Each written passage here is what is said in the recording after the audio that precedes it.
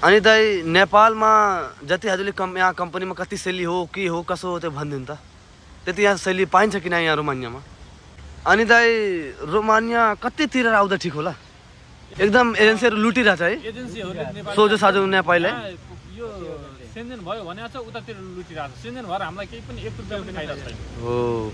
So hello guys, good evening और एक नई वीडियो पे आप सभी को स्वागत करता हूँ। तो भाई बहुत सारे नेपाली बंदे ने मुझे पूछे थे कि भाई नेपाल से रोमानिया आने तक भाई प्रोसेसिंग क्या होता है और कितना टाइम लगता है और कितना पैसा लगता है, सब कुछ A to Z जो है मतलब आज मैं बताने वाला हूँ आप सभी को, क्योंकि मेरे साथ आज है 2 नेपाल के दाई। ठीक है, तो सब कुछ आप लोग को बताऊंगा, वीडियो आखिर तक देखना। और भाई वीडियो अच्छा लगे तो भाई लाइक कमेंट सब्सक्राइब जरूर करके जाना। तो ये हमारे 2 दाई है जो कि नेपाल से है। दाई तो भाई नेपाल कताबाट हो? म नेपाल भैरवाबाट हो। अनि तपाईँ? म चाहिँ नेपाल पाल्पा जिल्लाबाट। पाल्पा जी। नेपालबाट प्रोसेसिङ कस्तो थियो तपाईहरुको? म नेपालबाट चाहिँ प्रोसेसिङ भनेको एउटा भिडियो बनाउनु पर्छ। यो वेयर हाउसको लागि, अब म चाहिँ खास वेयर हाउसकै लागि भनेर आएको हो। वेयर हाउसको लागि चाहिँ नि एउटा भिडियो बनाएर यहाँ कम्पनीमा रोमानियामा चाहिँ पठाउनु पर्छ। त्यो भिडियो कस्तो हुन्छ भन्दा पिकिङ गरेको नेपालमा पनि अनि तपाईको प्रोसेसिङ त्यसपछि प्रोसेसिङ सुरु हुन्छ। अनि तपाईको स्टार्टिङबाट त प्रोसेसिङ कति टाइम लाग्यो? अनि एम्बासी इन्टरभ्यू कस्तो थियो? प्रोसेसिङ टाइम भनेको टोटल 8 महिना पुरा लाग्यो, लगभग 8.5 महिना लाग्यो। अनि 8.5 महिनामा 4 महिनामा अब वर्क पर्मिट आयो। वर्क पर्मिट आएपछि डेट बुक गरेर अनि त्यसपछि इन्टरभ्यू दिएर यहाँ आउँदासम्म रोमानिया आउँदाखेरि 8 महिना पुरा लाग्यो। 8 महिना लाग्यो। अनि त्यसपछि अब रोमानिया कस्तो लाग्यो तपाईको? रोमानिया एकदम ठिक छ, ब्युटिफुल सिटी छ, राम्रो छ। हामी चाहिँ अहिले अब यो बुकारेस्ट सिटीमै छौँ।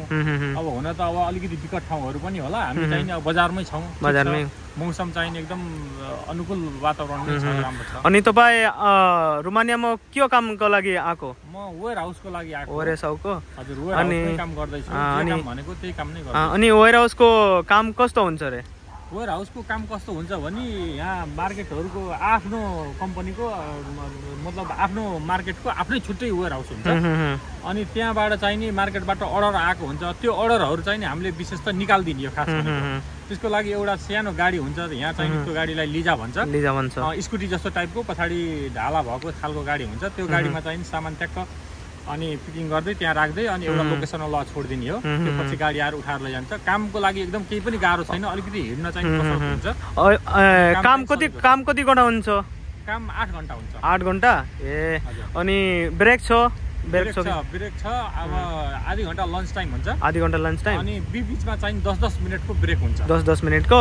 अनि हप्तामा कति दिन छुट्टी छ यता? हप्तामा चाहिँ 6 दिन काम गर्नुपर्छ, 1 दिन छुट्टी हुन्छ। डिपेन्ड गर्छ कम्पनी, अर्को कम्पनीमा 2 दिन पनि छुट्टी छ, अरू कम्पनीमा अनुसार पनि हुन्छ। तर चाहिँ नि कतिपय कम्पनीहरूमा चाहिँ नि अब 10 घण्टा दिनको 10 घण्टा ड्युटी हुन्छ अनि 5 दिन काम लगाउँछ। तर हाम्रो 8 घण्टा ड्युटी छ, तर 6 दिन छ। 6 दिन छ। कमाई अब अहिले रोमानियामा वेयर हाउसमा कति हुन्छ?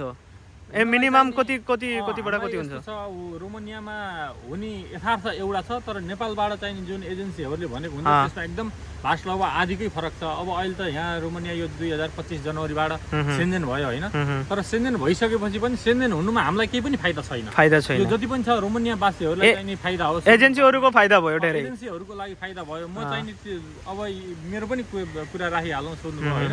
मैले 8 लाख रुपियाँ पुरा तिरेर आएको। म आउँदाखेरि 3700 रुपियाँ मिल्छ भनेर मलाई चाहिँ 3700 मा एग्रिमेन्ट गराएको नेपालमा।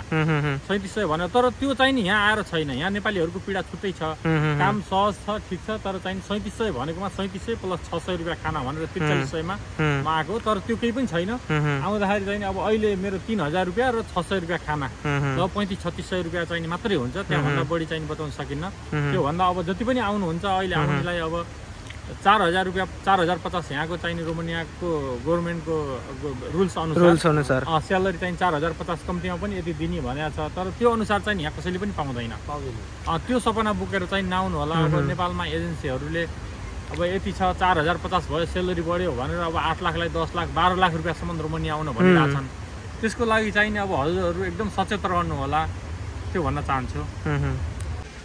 अनि दाइ हजुरको कम्पनीको फेसिलिटी के कसो छ? कम्पनीको फेसिलिटी भनेर अब जुन हिसाबले नेपालमा बताउँछन् त्यो अनुसार त छैन। खान बस्न चाहिँ छ, अनि रुम छ, राम्रो छ, रुम बस्न पनि रुम दिन्छ, जाने आउने चाहिने ट्रान्सपोर्टेसनको सुविधाहरू छ, एकोमोडेसनको सुविधा छ, ठिक छ। अनि काम गर्ने चाहिने बिहान 6 बजेबाट अनि 8 घन्टा हो, 2 बजेसम्म।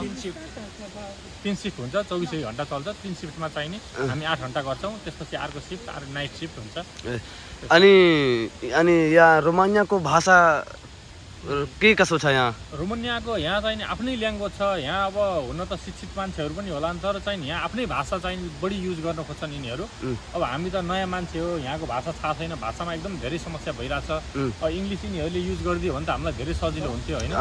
तर चाहिँ हामी अब यिनीहरूको इसाराले अथवा चाहिँ नि अब अलिअलि इङ्ग्लिस बोल्यो भने त बुझिन्छ, नयाँ भने इसाराले भए पनि चाहिँ अब बुझिरहेछौँ, अलिअलि अब सर्भाइभ हुने कोसिस गरिरहेछौँ। भाषामा चाहिँ समस्या छ। अनि हुनुहुन्छ भने चाहिँ नि अब भाषा अब कतिको प्रभावकारी होला के होला, भाषा अलिकति चाहिँ बेसिक लेभलको भाषाहरू जाने हो भने धेरै राम्रो छ। अनि आफ्नो हजुर कुरा राखिदिनु त।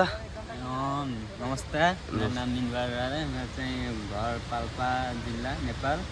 उहाँ दाइ सँगै आएको, सँगै एप्लाई गरेको, सँगै अहिले पनि सँगै काम गरिरहेछौँ, सँगै बसिरहेछौँ। एउटै कम्पनी छ है? ड्युटी हामी काम गर्ने ठाउँ मेगा इमेजको वेयर हाउसमा गर्छौँ।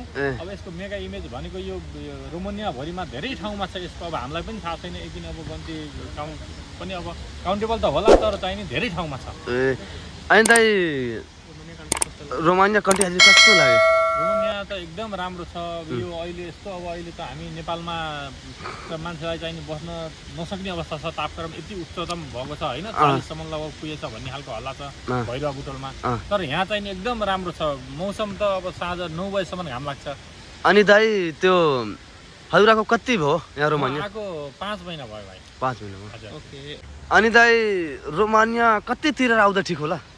यस्तो छ, रोमानिया तिरेर खास यहाँको कमाइ अनुसार चाहिँ नि रोमानिया नेपालीले तिर्ने भनेको 4 देखि 5 लाख रुपियाँ एकदम बेस्ट हो। तर अहिले अब के भइरहेछ भने ल फुल सेन्देन भयो भने चाहिँ नि पैसा त 8 लाखदेखि 10 लाख 12 लाख रुपियाँसम्म गरिरहेछ। यो चाहिँ नि एकदम जायज छैन, एकदम नाजायज कुरा हो। एकदम एजेन्सीहरू लुटिरहेछ है? एजेन्सीहरूले सोझो साझो नेपालीले यो सेन्देन भयो भने उतातिर लुटिरहेछ। सेन्देन भएर हामीलाई केही पनि 1 रुपियाँ पनि फाइदा छैन। हो। अनि दाइ नेपालमा जति हजुरले यहाँ कम्पनीमा कति सेली हो के हो कसो हो त्यो भनिदिनु त। त्यति यहाँ सेली पाइन्छ कि यहाँ रोमानियामा? भन्नाले नेपालमा चाहिँ नि यति सेलरी हो भनेर जो जसले पठाउँछ त्यो सेलरी यहाँ छ कि छैन भन्नु खोज्नुभएको? हजुर हजुर। भन्नाले त्यो चाहिँ नि यस्तो छ, नेपालमा भन्नलाई अब अहिले त हामी आउँदाखेरि 3700 रुपियाँ भनेर आएको छैन। तपाईँले भनेअनुसार छैन। अब यहाँ अहिले त अब नेपालमा 4050 रुपियाँ छ रोमानियन सेलरी, त्यसपछि प्लस खानाको 600 छ गरेर अब 4650 भनिरहेछन्। त्यो चाहिँ केही पनि छैन। अब जो पनि साथीहरू आउँदै हुनुहुन्छ त्यत्रो चाहिँ हुँदैन। 3000 रुपियाँसम्म बचाउन सक्नुभयो भने एकदम ठुलो कुरा हो यहाँ।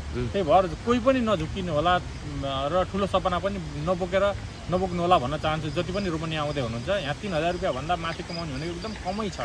जसले 12 घन्टा 14 घन्टा ड्युटी खर्च उसको बल्ल 3400-3500 रुपियाँ जति होला। तर नेपालमा जति पनि छन् 4000 भयो भन्छ, 4000ले यहाँ 30 रुपियाँको दरले हिसाब गर्छन्, 4 त्यहाँ 12 1,20,000 रुपियाँ त बच्दो रहेछ भन्दै आउँछ। तर यहाँ 1 लाख रुपियाँ बचाउनु धेरै गाह्रो छ। यहाँ मान्छे अब जति पनि आउँदै हुनुहुन्छ 80,000 रुपियाँसम्म चाहिँ नि बच्छ है। 80,000 भन्दा बढी बचाउन चाहिँ नि गाह्रो छ।